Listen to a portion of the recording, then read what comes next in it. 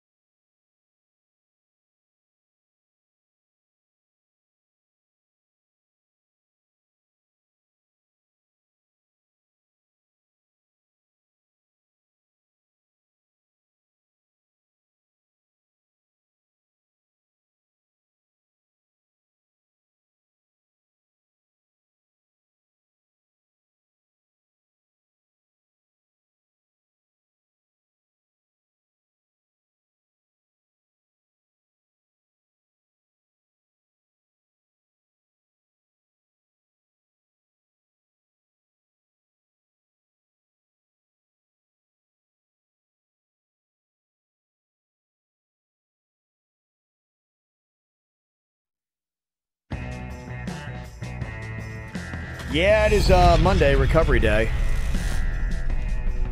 Virginia went literally 5 days in a row. Hard. Yeah. I feel it. Because I was in awe of you on Friday. I really was. I've rode through the fire with you on many times. I couldn't believe you said that Saturday was worse. Saturday, I went much harder. Really? Than Friday? Yeah. Gosh. Because Friday, like, I mean, I'm like, oh my gosh, like, you guys were going. It was pretty intense on Friday. Who's more intense, Virginia or the Bird? I think Virginia's a little bit more aggressive, but you were both pretty plowed. Yeah. I'm more in your face. He's just kind of in your space. Sad thing is, I was trying to act like I was keeping it together. I was trying to act sober. It's tough, man. When you just, and as I try to do that too sometimes, but sometimes just like, I just drank so much that just can't even do it. You weren't drinking at all. You Boy Scout. Yeah, no, I didn't have any cocktails on Friday, so I kind of laid up a little bit. Yeah. I don't have the same abilities I used to. It's crazy anymore just how my body and alcohol do not agree with one another. It sucks. You like beer though. You weren't even drinking beer, or you just kind of. Well, the thing is it you weren't allowed to. No, I'm trying to. One of the things that I'm trying to work out with my wife is she's like going, every time we go out, she's like, you always drink so much and always have to be the designated driver. She's like, it'd be cool if like every now and then like you would drive and I get to have some drinks. How about an Uber? Like, you guys, it's not that much money. Yeah, it's really not. I know. She doesn't want to do that. I don't know why. I keep trying to convince her. I'm like, let's do Uber. She's like, nah, I don't want to. I seriously, I shit you not.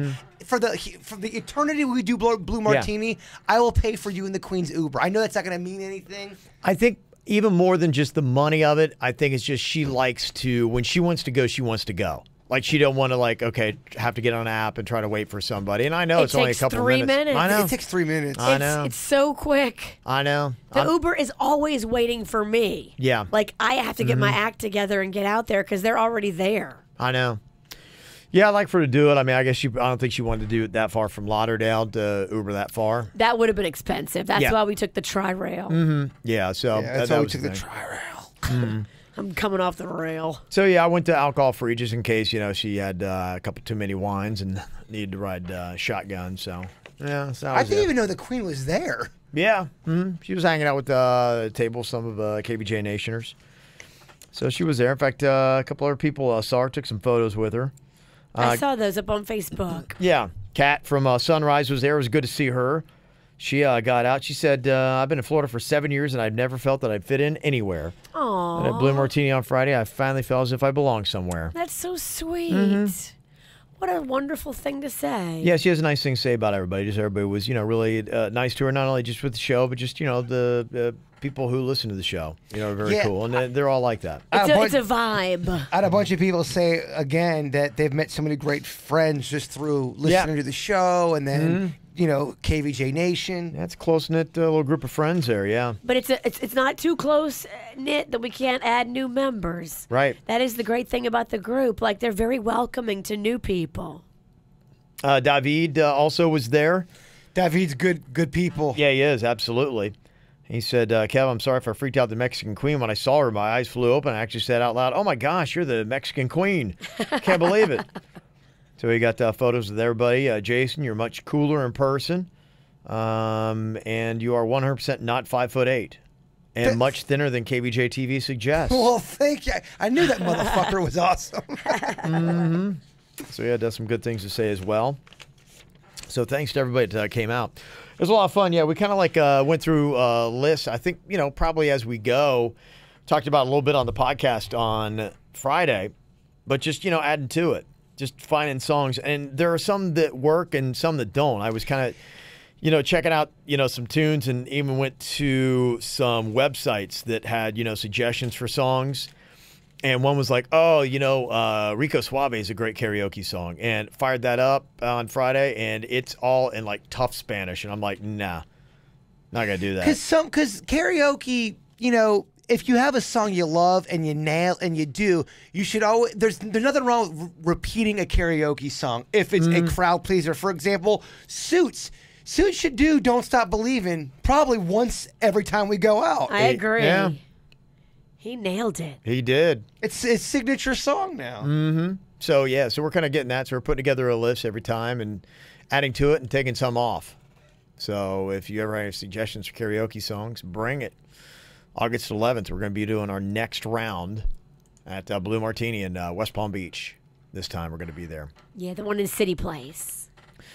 Got this from our former intern, Christina, in Texas. She's in Houston. We were talking about do they drive drunk there? A lot more. They've got listen to the podcast from last Tuesday where you guys are discussing drunk driving in Texas and wondering if it's just more accepted out here. And as you know, I live in Houston, and it absolutely makes my blood boil that the two biggest drunk driving offenders I know are two guys I met that serve this city as firefighters with the Houston Fire Department. I stopped short of calling them my friends because I don't consider them so any longer. I've given them multiple offers to call me anytime I don't drink. I'll come pick them up from anywhere. But they just ignore me. They continue to put others in danger on a weekly basis, which baffles my mind because they made a pledge to protect the people of this city. So if nothing else, I'm shaming them on the KVJ show, 1,100 miles away from Florida. So there you go. Yeah, they'll make an example out of them if they get caught. That will not go well for them. Yeah, it's just, do they have more of an attitude of acceptance in Texas is kind of the question. And, I mean, she has an example of two, but, yeah, just overall in society. I think it's, there's a lot of DUIs that happen around here, but hopefully, it's really frowned upon. I feel like as if it is. Sometimes, too, I mean, if the cop knows that you're also another civil servant, they'll drive you home instead of arrest you. It depends on who you meet. It does. If there's a competition and you guys don't like each other, I have heard stories where it goes the other way and they are pumped. They're like, oh, we got a firefighter. Let's fucking bring him in. He's right. It can go the other way, too. But I think there's a code sometimes, and some guys are like, just get in the car. I'll drive you home. Yeah. Guess it, depends. But, yeah, I just think anywhere there should be society should frown on anybody who even thinks about doing it. I don't think there's a state in the United States where people are like, oh, sweet, drinking and driving, DUI. I think it's frowned upon every state. Right. Well, that was the question. I mean, I was just over the weekend, I was listening to some country, and there was one song where he's, singing about he's got a beer in his lap and just kind of driving down the road. And I'm like, all right, you would think, like, you put a lyric like that in a song, you'd be like, well, what are you doing? Like, maybe he was the passenger. And the guy, I don't fucking know. Yeah, I don't know. He said he was driving. Yeah. I know. It's semantics. Yeah. So I say I'm driving sometimes if someone else is driving too. And a shout out to intern Christina, too. She was just voted one of the up-and-comers in our industry. So, nice. Oh, good for her. Doing good stuff. She's in Houston now, obviously. Very nice girl. Working with a great show there. Absolutely.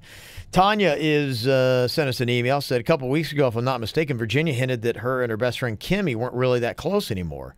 Now it seems all is good. Would you mind telling what happened? Signed, Kimmy. Ooh, that's a good question, because it's a struggle. So, I don't think she would care that I'd said this on the radio. If she does, I feel bad. But she is bipolar, like my mom, and it's really tricky when you have a bipolar friend. Over the years, her illness has gotten much, much worse. Oh, really? And, if you just do stuff that's, going off the rails and it affects me, I can deal with it. But she started doing stuff that really affects with my family, and really, like, she did some things to my sister that my sister just can't get past because they're very, very hurtful and painful. Okay. And it came to a point where now I just have to kind of keep a little bit of an arm's length distance because I don't want her to hurt me or my family. I still want to be her friend. I still want to have her in my life. I still talk to her. I text message her. We talk, for all birthdays and Christmases and all stuff like that. And the last time she came to visit, it was very nice. But she's just changed. She's not the same person that, I fell in love with as a best friend really? 20 years ago. She's not that person anymore. And something about her bipolar makes her want to create drama where there is no drama. Okay. I think it's a part of the illness, and it's really sad because everything will be going great, and then she will self-sabotage. she will do stuff and she will make drama, and she makes it not just painful for me, but for my family.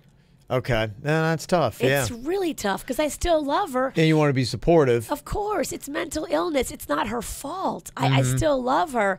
I just can't let her hurt anybody on the same level that she did before. Right. I got you. Okay. So that's what's going on. Keith sent an email, said about my wisdom teeth. You know, I got my dentist keeps talking about, oh, I got to have your wisdom teeth. Here's a dental surgeon, go call and this and that and blah, blah, blah.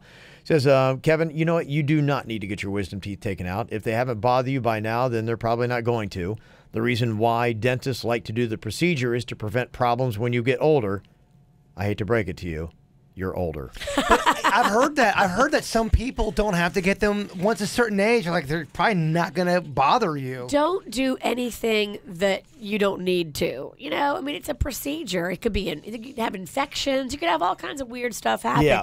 If they're not bothering you, don't mess with them. That's why I don't think I'm going to do it, yeah. But it is weird to hear and see all the parts we don't need. We don't need an appendix. You can get that taken out. You don't need your tonsils. There's certain bones you don't need. It's just weird how we've got a lot of shit we don't need in our body. How big is your appendix? I don't know how big it is. I've had mine taken out. I was throwing up blood. I almost died from it. Did they let you keep it? No. I was 9 when it happened. 9 or 10. And we thought I drank too much soda. And they're like, you didn't drink too much soda.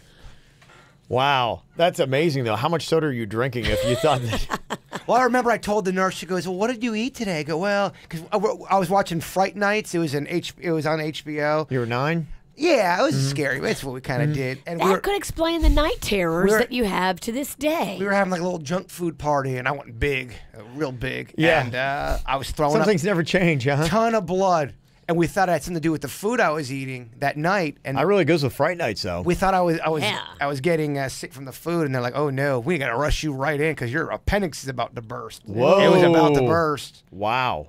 Okay, that's good they got to you. Kaylee sent an email from Michigan. Said, just want to let you know that we welcomed our second daughter, Jory Grace, on 7/25. Aww. I listened to your show for a majority of my early labor, and you kept me distracted and happy.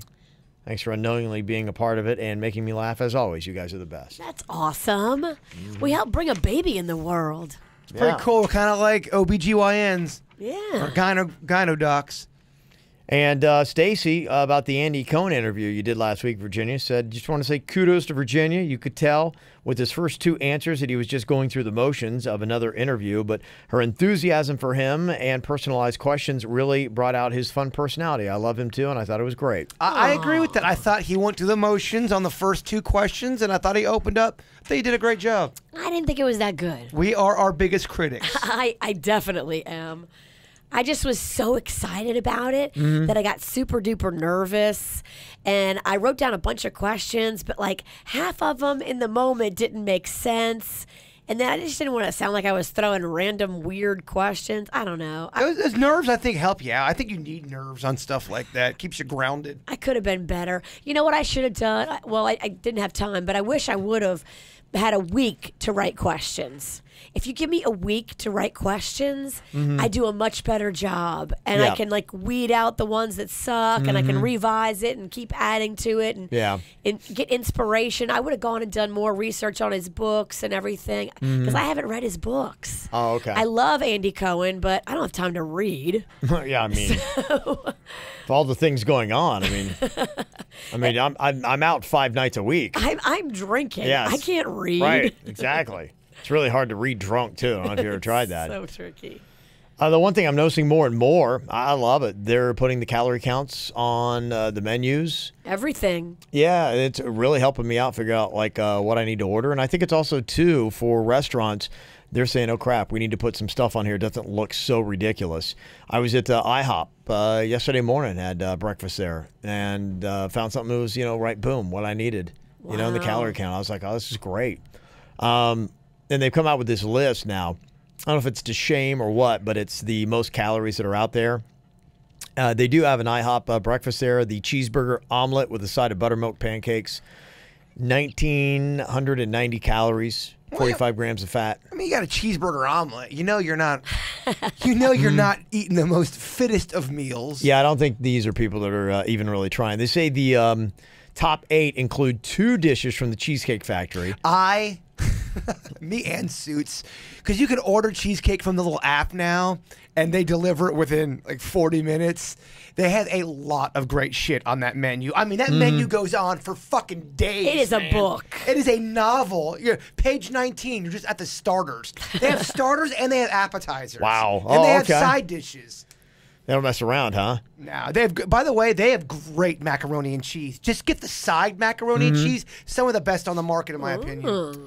If you go with their pasta napoletana, it's pasta covered in pepperoni, sausage, bacon, and meatballs.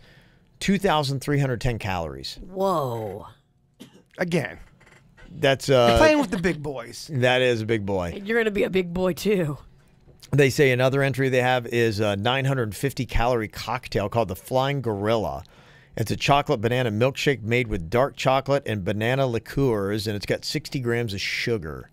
See, their best cake isn't even a cheesecake, in my opinion. They've got the chocolate one. Is it like the Chocolate Thunder or Under the Thunder? Down on, I don't know, it's some crazy name. The Chocolate Thunder from Down Under? It's something. It's their chocolate cake. I think that's a male stripper group called the Thunder from Down Under. I'm probably getting the names wrong. That's about right. Yeah. The African-American guy in the group goes by Chocolate Thunder from Down Under. Yeah, well, just the regular chocolate cake there is tops. Okay. Is it a molten cake? Is it like gooey and hot No, in it's the the middle? regular. It's got like your layers in it. Oh, it's so. Interesting. I know you hate this word, but it's so moist. Moist. They say the most damage from a supporting vegetable from Texas Roadhouse, the 16-ounce prime rib with loaded sweet potato, 2,820 calories. Roadhouse does it right too. Them damn buns. I haven't had a Roadhouse bun in so long. So good. Dang. Let me see some of the other ones that they got on here. They've got from Chili's, the Ultimate Smokehouse Combo, 2,440 calories in that. And they've also got from Dave & Buster's, worst original appetizer, the Carnivore Pizzadilla with 1,970 calories. So that's some of the ones that they named there. But yeah, you're starting to see that more and more. And I think it's like a mandate, right? Like this year, I think, or in Yeah, like I 2018, they have to have it. It's the law. They have to always put them out there now. And you know it's not going to be accurate. You know it's going to No. be lies at you. Well, if it's mandated that it has to be on menus, wouldn't it be mandated that it has to be accurate? And they would go and do some spot checks on some of the calorie counts and grab the meal and be like, we're going to go put this in the lab and check and see. There's a It lot sounds of, really expensive to do. yeah, there's a lot of shit that needs to be mandated that I don't think is being mandated properly. Yeah, but if there's a fear of somebody might show up and do it, then maybe they would. It's just It's going in to the snack machine now. Our snack machine, all of them say exactly how many calories It's going to be on the front. Yeah, it's going to be impossible to ever get an accurate number because you've got the depending on the chef you have. If I was the chef, I'm going to throw in a ton more butter than Chef Virginia, and that's going to be the difference. I don't know. between Chef Virginia likes butter. I mean, aside from the racist thing, I am just like Paula Deen. I love butter. Aside from the racist thing. I don't agree with her Right. on racism, but she and I agree on butter. I put a lot of butter in stuff. You have to. It's lube. It's like So good. You gotta It lube makes it. everything taste better. Her signature restaurant is up there in Savannah, where I was up there. Everybody's like, Okay. "Oh, did you go to a restaurant?" I'm like, "Nah." You know, you don't some want peop- that. You don't want that bad press. Nah, Why are you well, gonna go to a racist restaurant? No thanks. Yeah, I was like, "Nah, I'm good." Never went. There's to a it. lot of other really wonderful restaurants there. So Well, that's not There your was, yeah. style of food either. You don't like No. big, decadent, hearty meals. You don't like that shit. No, not my style. country cooking. If you like plowing it down, Joey Chestnut, he got himself another championship over the weekend. Another one? Are you impressed Yeah. now? Or are you just kind of like, I don't give a fuck about Joey Chestnut. Who gives a shit? Well, I think it's kind of like when you got an athlete like that, kind of like Michael Phelps, you almost take those wins for granted, but that's still, in and of itself, each one's impressive. Because he's beating new guys that are just coming up in the game. Yeah. And he showed resilience because he was down and out a couple years ago and came back and Yeah. beat that ass. This is the World Taco Eating Championship at the Taco Truck Throwdown 7 in Fresno, California. Ooh, tacos sound good. It is Mexican Monday. Mm-hmm. Hard or soft? I like both of them. I don't know if I like one better than the other. You should do that double-decker one Kevin was talking about that is the hard and the soft all in one. My boy Denny's makes some bomb-ass tacos. He does. He don't fuck around. Yeah? Boy can cook, huh? I love seeing his little ass get in there and make me some tacos. Get your little ass in the kitchen. Get your little ass in there and make me some tacos for Mexican Monday. Jerry Chestnut ate 92 carne asada tacos in 8 minutes. 92. In 8 minutes. He's a legend, man. It's pretty good. Whoa. That's not bad, huh? Dang. Was he at the one the one we did at 2J's? Yeah, Joey? he was there, yeah. there, right? Oh, he won Okay. that. Yeah, he won that one too. I don't know how many titles he holds now, but he's got it seems like about everyone that's out there for the most part. You can say that you were right there alongside of him. And I didn't finish last. You did You not. didn't? No, you're right. You beat some of the guys that are on the I circuit. think I beat 2 guys on the circuit. I think 2. I think out of 12 guys, I came in either 10th or 9th. Okay, it's still all right. You're not on the circuit. Yeah, You're just a regular you're an guy. amateur, man. I like this is working for me. I like it. You beat a couple major leaguers. You're the best we've got. That's impressive. Sad too, because people always try to eat stuff with me. Like, come on, Bird, let's. And I'm really not that good of a. I don't know what happened. I think I was drunk and I fought through it and immediately threw up right after. Talk about Michael Phelps. That Phelps vs. Shark is the Discovery Channel's highest-rated Shark Week show ever. So if you're the network, are you happy that you have the ratings but shitty, critiques? Everyone was pissed off about that thing. So is that a good thing or bad? I think it was good because they got the ratings in. And, they are, they're the Boy Who Cried Wolf network now. I mean, they've done that. So people reminded me about that stupid mermaid special. Yep. Remember for a day or two, I was real excited. You thought mermaids were bad. I mean, so I think that shows you they don't even care about the aftermath. They only care about getting that initial ratings push. And then you just got to know that when they come up with something, there's going to be some kind of like, okay, you're going to feel let down and disappointed. Okay, let me ask you a question. How would you feel if all of a sudden for 3 solid weeks you got the ratings back and they were the best they've ever been, but we were doing shit that pissed off like all of the nation? They were getting so mad. They're getting emails galore, but the numbers kept climbing. Do you continue to have the numbers climb and stay on that course, or do you stick up for the nation and say we're not doing it? It's stuff. I don't like that, Stan. I know there are some people that do that, and they do it very successfully, where they're just they're in the midst of chaos, just always fighting, and there's just always so much stuff. I just think after a while, I know maybe you could try to separate it. If one of those polarizing characters now is that Alex Jones. Oh, yeah. I mean, if that guy walks outside to Publix, he's going to get shit from somebody. And he tries to tell you it's an act, this and that. But I think, at that level, and he's had some personal issues in his own private life, and I have a feeling that probably what he does with his work is probably bled into that. I wouldn't want that. I wouldn't want a day where every day it's just mass chaos. So ratings are not as important as keeping the audience happy. I like to keep the audience happy. I would like to entertain them a different way. And, maybe some people say that. And some people, I think Donald Trump is that way. And this isn't any kind of knock on him. I think it's just how his personality is. He likes that stuff. He likes contention.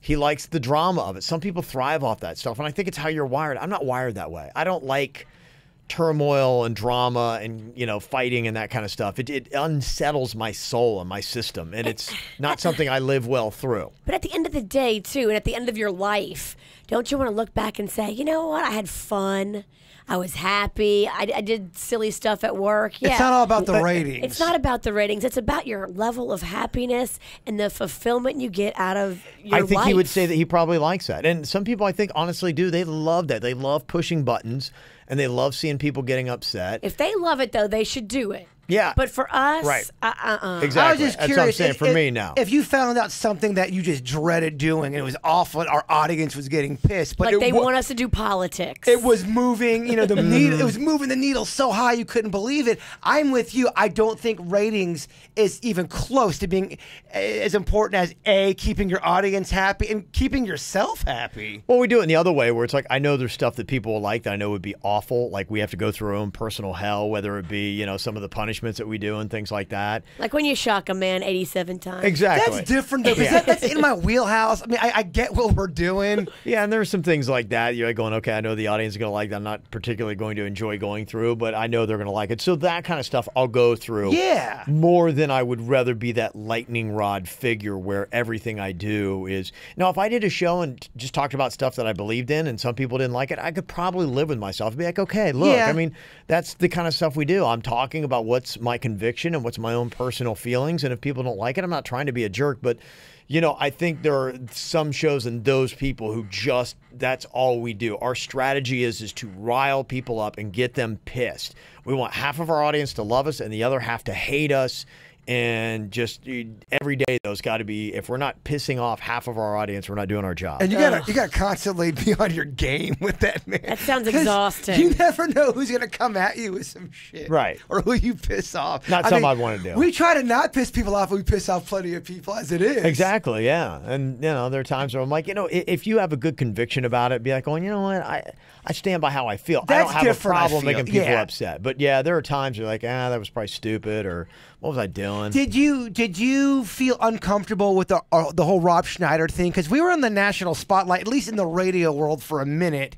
Yeah, there's a big part of it that I didn't love. I don't think you were comfortable with it. It No. wasn't that you hated it. You were just kind of like, this is kind of weird. I knew it was part of what, you know, was going on, and I felt like, you know, anything that you guys had said, I'm like, you know, look, I thought he was not nice to our staff, and I'm like, hey, you know, I'm glad that, you know, you guys got in the muck with him. I thought it was good. I thought it was deserved. I thought he deserved to, you know, take some, you know, shit for what he did. But yeah, it wasn't awesome. I hear you. You're just not comfortable with that kind of stuff. Yeah, that's not my thing. But I know there's plenty of personalities that love it. And they're like, going, this is great. This is exactly what we wanted. If I see a video that says celebrity fight with radio host, I'm like, oh shit, I gotta watch that. Right. And so, you know, I mean, probably our career would be a lot bigger if that's what we did, you know. Be a little bit more contentious with. Yeah, we just, you know, said stuff to push buttons. And, you know, there's a lot of people that do that. And they do that really smart, and they love that. They're like, hey, what are we going to do to really piss off a lot of people and get attention today? To me, I would rather just keep trying to entertain people. These fucking vegans, man. Fucking vegan. No, I'm just kidding.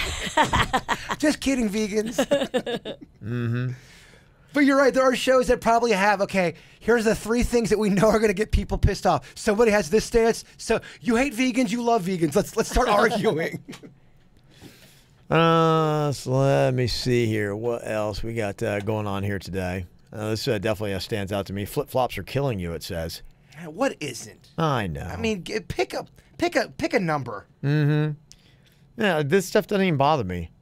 Some of the side effects: shin splints, Achilles tendon issues, pain in the back. Have all of them. Yeah. And I'm smiling, baby. It can lead to more back pain. The only thing that I was thinking was yesterday we were at the ball field. We were doing a bit, and somebody's like, "Oh my gosh, you're bleeding!" And my foot, I must have like hit my toe somewhere, and I had blood like all over my foot. Ooh. Didn't even realize it. That would be the only thing where I would think flip flops, because it doesn't give you that kind of protection, and you get some kind of like, you know, lake funk in it. Yes. You know, that's where it like kind of that would freaks me be out a little really bit. bad. That's how you see people get like a flesh-eating bacteria. Those stuff. stories are really in my Yes. head. Yeah. That what happened to your leg? That happens to me constantly. Where I'll walk into something and it like nicks my skin, and I'll be bleeding, and I'll have no idea that I'm bleeding, but I bleed a lot, man. You're a bleeder. I did. I poked my finger the other day, and it would have looked like I had murdered 3 hookers in my kitchen. It was just, I mean, blood Like a was hooker blood? It was everywhere. I poked my finger. Yeah, so there you go. All righty, that is it for us here for Monday. We made it. Virginia's, Sleepy little Monday, yeah. She's so happy today's almost Thank over. I could God. hug you right now, Kevin. I bet, right? I'm so happy this day is ending. Going right home, going right to bed, huh? We have 4 calls to record today. All right. Are you messing with me? Maybe. We got one. Oh, we only have one. Then I got one. I'm trying to hear back. I'm trying to get both of them on. I don't know if this guy's going to come on, but I'm kind of excited about this one. This girl sent me these photos. This guy has these scratch marks on his back. Uh-oh. I'll show that to you. I'll just show it to you on KVJ TV. I'm working on getting this set up. All right. Maybe today. But anyway, he's saying that he scratched himself too hard while he's drunk.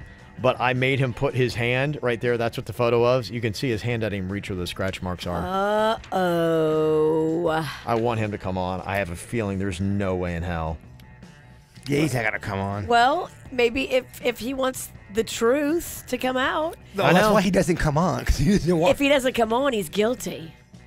Yeah, and she says, I don't know if you can tell. She's like, they look to me like female nails. Let me see. Not male The nails. only thing I'll say Like, about how would you that know that? is I have been scratched on my body before, and I wasn't with anybody. And you guys have But even he's made saying fun he of did, me. but he's saying he did it while he's drunk, and it's on his back, and it's in the place where if you had a girl, if you were like having sex, and a girl had her hands up around. That's not enough evidence, man. I'm sorry, it's He's not. guilty. Convict him. Nah, it's Okay. not enough evidence. All right, we'll see. He needs to come on.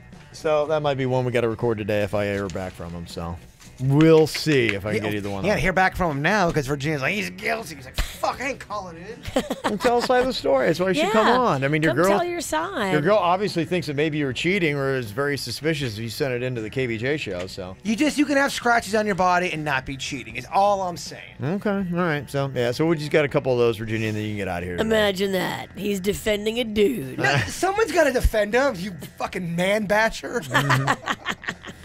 All right, you'll have an amazing Monday. We'll talk to you later. Goodbye. Cleveland Clinic, Florida provides individualized treatment plans for excellent outcomes of health problems ranging from the most common to the most complex, even in cases considered untreatable by others. Cleveland Clinic, Florida. Every life deserves world-class care.